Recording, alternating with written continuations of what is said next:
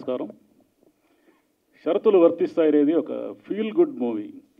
అంటే due to various reasons మనం ఏం చేశామంటే, పెద్ద సినిమాల్లో ఒకప్పుడు రైతులు కానీ, కుటుంబాలు కానీ, మధ్యతరగతి వాళ్ళు కానీ వీళ్ళంతా హీరోలుగా ఉండే కాలం ఒకటి ఉండేది. కానీ ఈ కాలం క్రమేపీ వెళ్ళిపోయి హీరోల కథలే సినిమా కథలుగా మారిపోయిన కాలం ఒకటి వచ్చేసింది.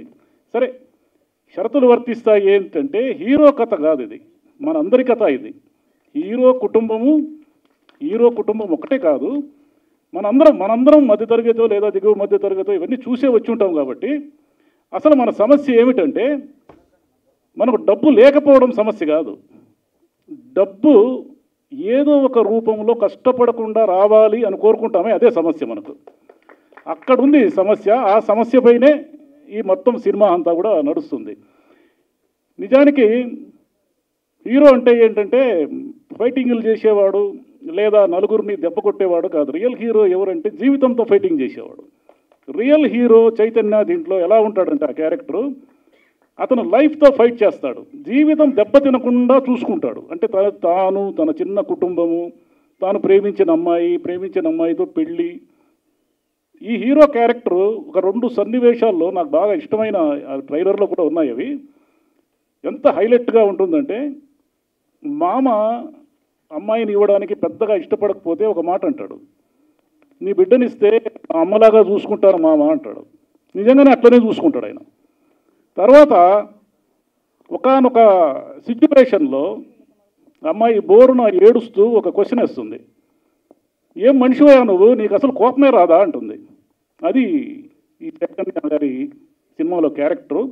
ఇది చాలా, అంటే మనందరినీ కూడా ఒక తెలంగాణ సినిమాగా కానే కాకుండా, అట్లా కాకుండా యూనివర్సల్ సినిమా, తెలంగాణ కల్చరు, కరీంనగర్లో ఉన్న చిన్న లొకాలిటీలో ఈ కథ నడిచినప్పటికీ కూడా అందరూ కనెక్ట్ అయ్యే, అంటే ఇప్పుడు చిన్న సినిమా పెద్ద సినిమా అనేవి లేవు. టు బి ఫ్రాంక్, మంచి సినిమా లేదా చెడ్డ సినిమా ఈ రెండే ఉన్నాయి.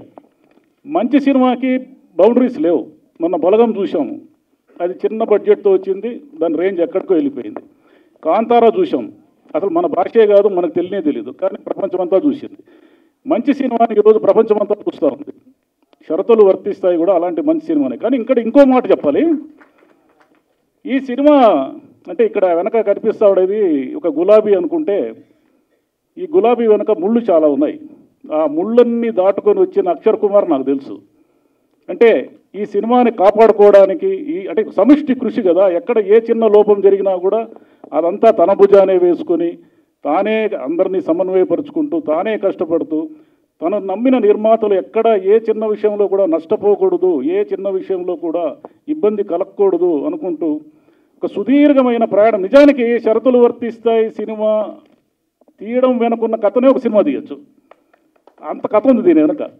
హఠాత్తుగా రోడ్ యాక్సిడెంట్ అయింది, అసిస్టెంట్ డైరెక్టర్లు అందరూ గాయపడినారు, షూటింగ్ అన్ని ఇబ్బందులు వచ్చాయి.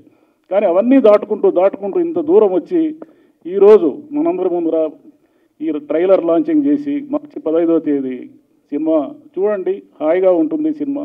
దీంట్లో మన ఇల్లు, మనం చుట్టూ చూసే వాతావరణము, మన ఆశలు, మన ఆకాంక్షలు, మన దురాశలు ఇవన్నీ ఉంటాయి. దురాశ అంటే ఏమంటే, మనం రోడ్డు మీద వెళ్తూ ఉంటే రోజుకు 200 రూపాయలు కడితే మీకు ఐఫోన్ ఇస్తాము అని ఒక బోర్డు కనిపిస్తుంది. ఈ ప్రపంచంలో ఎవరు 200 రూపాయలు ఇవ్వరు. ఆ విషయం మనకు అర్థమైతే ఈ సినిమా అర్థమవుతుంది. మనము ఈరోజు మన పరిస్థితి ఏంటంటే, మన జోబులో ఉన్న ప్రతి రూపాయిని లాక్కునేదానికి అనేక మంది తయారైనారు. పొద్దున లేస్తానే ఎవడో ఒకటి ఫోన్ చేస్తాడు, సార్ 50 లక్షలు లోన్ ఇస్తామంటే. ఎందుకు ఇస్తాడు 50 లక్షలు లోన్ ఎవరైనా? ఎవడు కూడా ఉదయాన్నే మనకు లోన్లు ఇవ్వరు. కింద షరతులు వర్తిస్తాయని చిన్న అక్షరాలతో ఉంటుంది. ఆ చిన్న అక్షరాలతో ఉన్న పెద్ద సందేశాత్మక సినిమానే మన సినిమా. Thank you.